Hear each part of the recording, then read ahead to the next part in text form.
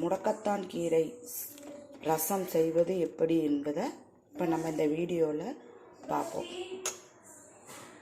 Hi friends, இன்றைக்கி நம்ம என்ன ஸ்பெஷல் பார்க்க போகிறோம்னா முடக்கத்தான் ரசம் எப்படி செய்யுதுங்கிறத இப்போ பார்க்க போகிறோம்.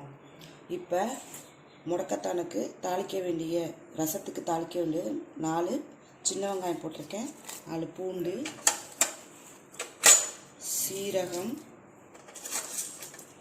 மிளகு, இதெல்லாம் 2 ஒன்றா உடைக்கணும். அடுத்து தக்காளியும் புளியையும் ஊற போட்டு வச்சுருக்கேன், அதை நல்லா கரைச்சி எடுத்துக்குங்க. அடுத்தது முடக்கத்தான் கீரை.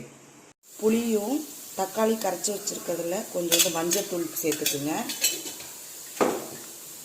அடுத்தது பெருங்காயத்தூள், தேவையான அளவுக்கு பெருங்காயத்தூள் சேர்த்துக்குங்க. அடுத்தது சால்ட்,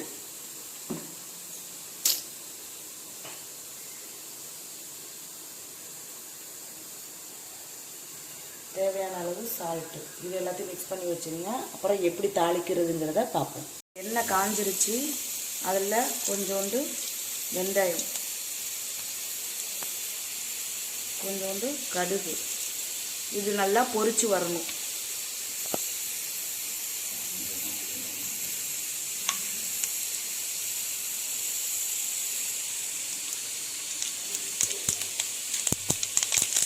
இது நல்லா வெடிக்குது. அதுக்கப்புறம் காரத்துக்கு தேவையான பட்டை மிளகாய் போட்டு கருவேப்பிலை,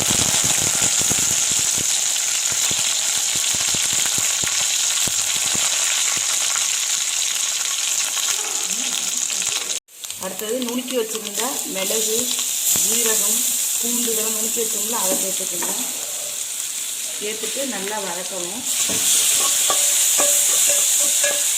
இப்போ இது நல்லா வதங்கினோன்னா அதில் இந்த முடக்கத்தான் கீரையும் சேர்த்து நல்லா வதக்கணும்.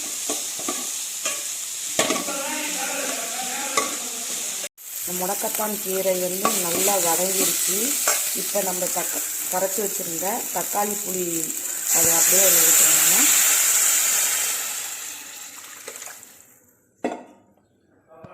இதை கொதிக்க விடக்கூடாது, முறைக்குட்டி வந்தோன்னா ஆஃப் பண்ணிடணும்.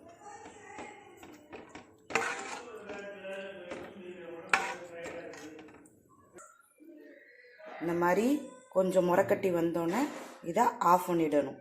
சுவையான முடக்கத்தான் கீரை ரசம் ரெடி. இது சளி இருமலுக்கு ரொம்ப நல்லது, மருத்துவ குணமுடையது. இதை ட்ரை பண்ணி பாருங்கள். பிடிச்சிருந்தா லைக் பண்ணுங்கள், ஷேர் பண்ணுங்கள், சப்ஸ்கிரைப் பண்ணுங்கள்.